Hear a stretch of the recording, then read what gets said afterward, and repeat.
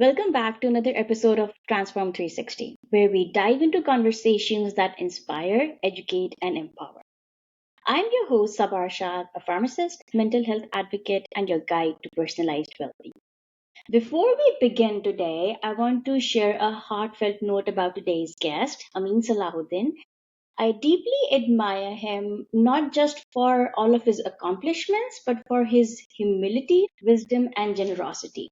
He's like an older brother to me, leading with humility, heart, and integrity. And I also want to recognize and acknowledge his incredible wife, Mariam, whose quiet support and strength has been instrumental. And I'm truly grateful to both of them. I appreciate the support and encouragement they have offered me. Let me introduce this incredible leader.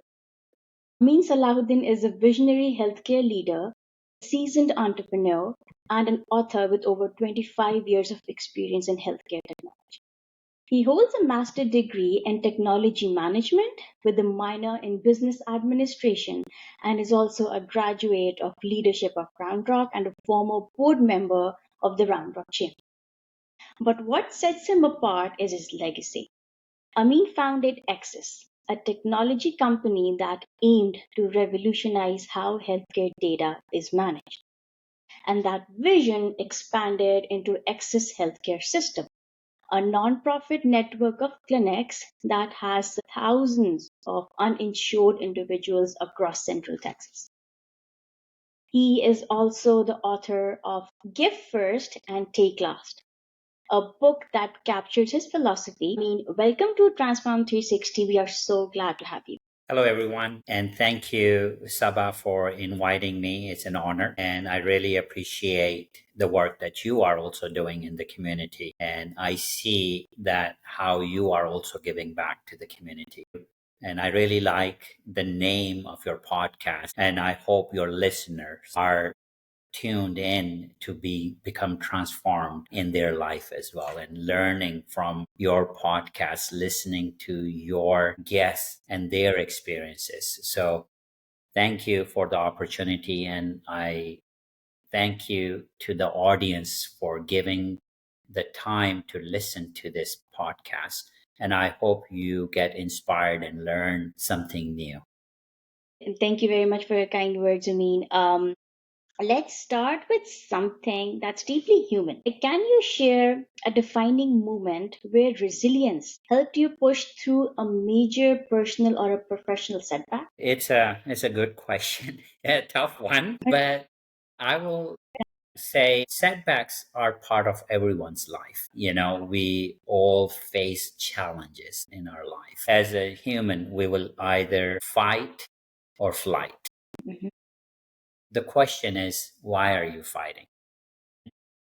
What is your strength? What is there for you to be resilient for? Mhm. I'll tell you my story, why I like to elaborate more on that. When I was 19 years old, I started my first startup. And throughout my high school, I worked after school till midnight, and I saved almost $25,000.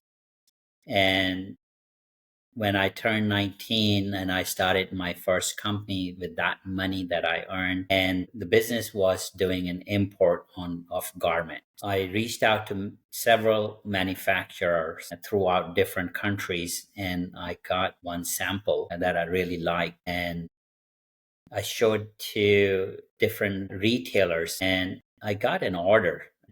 Mhm. So I placed an order for 10,000 t-shirt. That was the order that I was supposed to deliver. Okay. The manufacturer said it's a big order, but that story is 25 years ago. And for more than 25 years ago, after a couple of months, I received the shipment. Mhm. And when I opened the boxes, it was not what I ordered. The quality was not quality control. I called back the manufacturer, there's nobody to be found. And my order was refused by the retailer.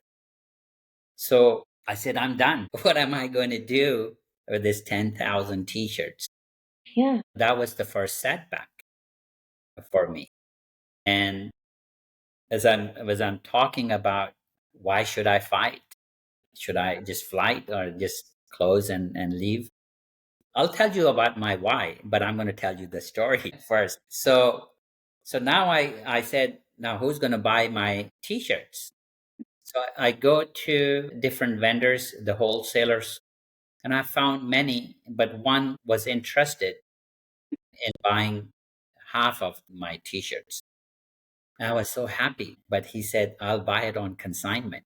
I said, sure, I don't mind, because what am I going I have to store those t-shirts as well. That was costly. So that's what I did. I gave him 5,000 t-shirts, and he said, I'm going to give you $1,000 down payment. And when the t-shirts are sold, then I'll pay you on a monthly basis. I said, no problem. So he paid $400. As he said, I don't have the money in the bank account. You come tomorrow, I'll transfer the funds. I'll give you the remaining check for another $600. It's right now the amount sounds so small, but back then it was a big amount. Yeah. And I said, sure. I gave him the t-shirts and deposited the check. The next day I go back. He was in the flea market business and he's nowhere to be found.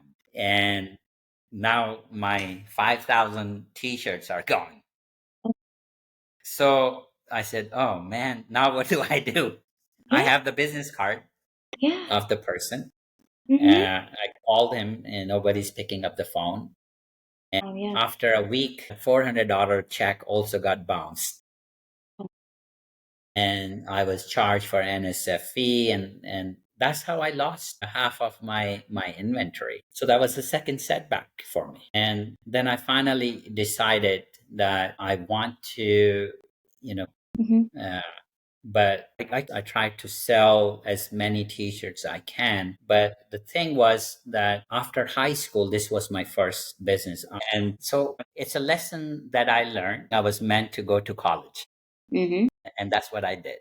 Yeah. But I'll tell you why I continued my struggle, why I didn't give up. When I was 7 years old, and that was back in England, I was hit by a car. There was a drunk driver, Mm-hmm. and I was playing hide and seek with my uncle and other siblings and my cousins. And they shouted that move. And I was looking at the car, and at age 7, I couldn't think what I need to do. Yeah. And the car just hit me. I just saw it, and that's it. I don't remember anymore. But then the story was told to me that I flew about 30 feet and landed on my head and stomach, and there was blood all over. I was rushed to the hospital, and after a day, my parents were told that I will not survive and they have to remove me from life support. So my parents ordered the grave to be dug. I was supposed to be buried the next day. And when they removed the life support, and here I am. So life and death is a miracle. When I was being discharged after several months staying in the hospital, Mm-hmm. I vaguely remember that the nurse told me that God has a purpose for you in life. So at age 7, I told my parents that I don't know what is my purpose. But I told my parents that I'm going to become an entrepreneur and I'm going to help poor people. So for me to become an entrepreneur, that was my why. And it was a strong why. And based on the setbacks in the first startup, Yeah. I didn't give up. I went back to college and I started my second business. Mm-hmm. So, your question about the moments where resilient helped you. Mm-hmm. So, I would answer that why are you fighting? What is your strong why? If you have a strong why, then you will fight and you will take the next step. I totally agree. Purpose is I something. think it was a long answer, But but it was incredibly powerful. Thank you for sharing that with all of us. Unless you have a genuine why, people mostly get into business just to make money, but it's not as simple. You need a lot of resilience and a lot of failures. Thank you for sharing that. I really appreciate that. Based on this next segment, when you're building something from ground up, There are so many unknowns. We don't know answer to almost everything. What were some of the significant obstacles that you faced in your startup phase, and how did you stay grounded and resilient throughout all of them? So I think every startup face a lot of obstacles. Again, I will talk about my obstacle, but how I see my situation. So my this is my third company that I'm running. I haven't talked about the second company. Mm-hmm. I'll talk about that as well. But when I started my company, it's like the entrepreneurs go fishing, and there are many groups and entities, and they call all the fishermen come and fish. The fisherman doesn't see what's inside, what's deep inside the water. So I'm resembling the fisherman like an entrepreneur. And now that entrepreneur just looks at the water and they are going fishing. And what do they catch? They catch nothing because it was just water. Yeah. It was recently filled. And for an entrepreneur, you buy bait. For a fisherman, you buy bait, you buy all those equipment, and you spend your time and money, and you get nothing. So for an entrepreneur, it's the same thing. When they go for those events, or it's just empty water, and one after another. This is what I experienced, uh, and you get frustrated that who is the right opportunity. Mm-hmm. So this is to navigate through that. You really need the true guidance. So for me, that is where the struggle was. And I'm pretty sure most of the entrepreneurs, the startup looks at the same way, unless they have someone, a coach, a business partner, an experienced business partner who can help them. For me, it was different. Now it's a different culture. The investments are available. Mm-hmm. You find different VCs, and there are many incubators. But Mm-hmm. I'm talking, you know, 25 years ago, when they were not, the common culture was not like that. So things are changed. There are more tools and resources that are available. If you are the listener and are experiencing fishing in empty waters, Mm-hmm. then I would suggest go reach out to a business advisor or business coach Mm-hmm. to guide you. Right. That makes sense. That makes sense. And you have clearly faced a lot, and you have grown even more in all of those years. So I really want to ask you, what are the core values that guide your leadership, especially when things get tough and it's hard to manage? So for me, I will tell about my second business before I answer that question. Hmm. Okay. So, after I lost my first business, Mm-hmm. I went to college, but my why was clear. After college, I started my second business, Mm-hmm. and I wanted to create a supermarket. Without having experience in that area, I had hired other resources to help me Okay. to set it up. Mm-hmm. Those were because of my first setback. It was because I didn't find trusted Yeah. people. This time I found trusted people, but my experience was those trusted people didn't have the expertise in the retail market space. Mm-hmm. And because of that, my second business also failed. So that was a lessons learned. But what set me aside from others was what you asked about, the core values. Mm-hmm. It's the first one, I would say, accountability. Many people, when their business fail or something happen in their life, Mm-hmm. they quickly point fingers at someone else. They don't take responsibility. For my first business, I right away I said it was my fault. Yeah. I should not have released the line of credit, so the payment wouldn't have gone, because that was not the right product that I ordered. Already. Yeah. I should have more stronger contractual agreement. Mm-hmm. I was in a panic mode, and I was rushing to let go this inventory. So there was quick decisions that were being made. So when I look back, I hold myself accountable. So accountability is the key for you to have as a core value. Take responsibility. Don't blame it on anyone else. The second core value is integrity. Mm. Regardless of whatever people do to you, are you going to lose your position? If your business or your individual personality is based on integrity, don't lose your core value because of someone did something. The third core value, I would say, creativity or curiosity. That keeps you alive. Your mind active, right? Having curiosity is you become innovative. Better, yeah. That's where the creativity and curiosity comes in. You are on a continuous path to innovate. And the fourth one, and there are many, but I'm going to just give you four, is courage. Many people don't stand up for their own why, for their own values. When a difficult time comes to them, they let go. They let go and they move on because they don't have a strong why.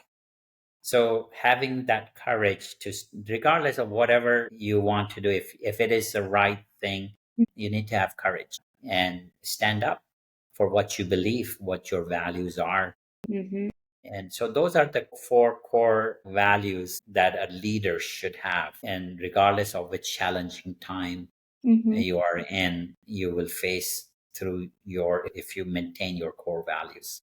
I know you have a lot to share, but before we jump into your book, I would really want if you can explain a little bit about Access Healthcare System and how it is serving the community. So Access Healthcare System was founded in 2014. That was my passion. That my why when the nurse told me that God has a purpose for you. And that's when I decided, when I become an entrepreneur, I want to help the poor people, the underserved. And I saw that in healthcare area, there is a huge gap in our country where there are many uninsured who cannot even afford to see a doctor. There are thousands of them, hundreds of thousands of them in every county. In Travis County, if you are a listener in Travis County, there are over 120,000 uninsured. In Williamson County, I think the number is close to 40,000 uninsured. In the Bear County, the number goes to close to 200,000 uninsured. And this is within Texas, county after county. Health insurance is unaffordable because of the laws, how it is, and how the data is transferred from one entity to another entity. It's becoming more costly. Efficiencies are not there. And there are a lot of redundancies. And there are many reasons I can go on that because that is my field in the healthcare side, healthcare IT side. But Access Healthcare was founded because of my why. And I saw that there is a gap that I can help those underserved. Yes, sir. So I formed a nonprofit charity and I went out to different faith-based community centers. You can say from the Hindu temple to Islamic centers to churches. And I asked them, I talked to them about my vision and my why. And it was very successful. I started launching free clinics, partnering with the faith-based community center, with different faith-based community centers. And the model was that, if we can provide the logistics for a faith-based community center that they need to run a free clinic. And the faith-based community center provides their facility. And within their congregation, if there is a primary care, internal medicine, ER physician who can volunteer their time, they can do whenever they are available, 1 hour a day, 2 hours a week, whenever they are available. All they need to do is log on and schedule their time. As soon as they schedule their time, the patient can see that there is availability, and they can see next available appointment. Wherever they are, they can book an appointment with the physician for that location, whichever facility it is. So Axis Healthcare System has built this technology that helps the uninsured find an available physician who's volunteering their time, and a faith-based facility who's provided their facility for a free clinic, and they can just go around in their neighborhood by they can search by zip code, and if it is close to them, and they go and visit, book an appointment and see a doctor instead of waiting to end up in an ER that costs taxpayers thousands of dollars per visit, and that adds up in millions of dollars of uncompensated care that taxpayer eventually pay. That's amazing. Thank you for sharing that. I know I did go off track, so I appreciate you explaining about Access and how you guys have been serving the community for such a long time. What I will do is I will just provide a link where if any of our listeners or if your friends or family, they would need to use that link, and just as Amin mentioned, look at the locations, put in your zip code, and see at which locations we do have our volunteer physicians. That would be ready to help. So another question, I mean, I really want to talk about is about your book. I really appreciate like how you have kind of summed up all of your life experience into that book, and I believe it's like a mindset that challenges today's culture of how quick wins and personal gains. How has the philosophy shaped your approach to leadership and overcoming adversity? I would, Mhm. before I talk about Give First, about my book, I want to put a disclaimer out there. If you are the person giving or helping someone, don't expect immediate change, especially nowadays. Don't expect any change at all. When you give, you don't expect anything in return. Giving is only to change your own perspective. I'll give you another disclaimer. Sure. It's like today's, Yeah. now you see that people Mm-hmm. and organizations, Yeah. they are living their daily life influence of entitlement. So when you are giving, people on the receiving end, they just feel that they're entitled to receive. The value of receiving is not there anymore. But does that change the perspective of the giver? It shouldn't. Mm-hmm. You continue to give. Mm-hmm. It is, you need to keep that culture alive. And I talked about it in my book. It's all about give first and take last. My own life experience that I talked about in the book, giving, and how does it change your perspective? How do you overcome adversity? Mm-hmm. Uh, Giving softens your heart. When you see that when you are giving and things are not changing, you see everything is the same. Mm-hmm. You do want to change, but it trains you to see those challenges that you can't change things. It's not in your control. It's a first-hand experience. So that is the lesson that I learned in my life, and that's what I explained in my book, Give First, Take Last. And how do you become resilient with this giving attitude? You continue to give and start building the culture Mm-hmm. that you want to see. I totally agree with that. And this book is available on Amazon, Audible, or Kindle. Who would like to read on their other apps? If you ever get a chance, please do read that because that has helped shape my perspective. And I'm sure it would make a difference in anyone's life. The last question I would really want you to answer would be, how would you define success and failure? There is no measurement for success. You can be successful by having nothing. It's a mindset. Yes, You don't have to have $1 billion to say that I'm successful. that's true. Yeah. If you are healthy, Mm-hmm. you Yeah. don't visit doctors, there are no medication, you are a pharmacist. Like, if I would say, if I'm not going to a pharmacist, I'm successful. So it depends on how do you define success. But I also look at it that success and failure, when you fail and you don't get back and continue, Mm, that is a failure.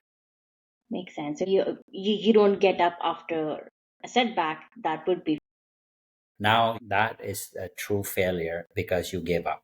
you give up. So Yeah. if you haven't given up, you Yeah. continue with your struggle, you are successful. That's true. And that is why your why has to be really rooted in what you believe. And that's the only reason you can keep on going. But I understand everyone has a different definition of success. And it may not be what I think may be different from what you think. So that's perfect. Thank you for giving us a That is temporary satisfaction. yeah. It's not success is something that comes from within, right? You have achieved the true success. That is where your mindset is. Yeah. And I think we just need to change our perspective about what we understand as success is not just getting a job, making good money.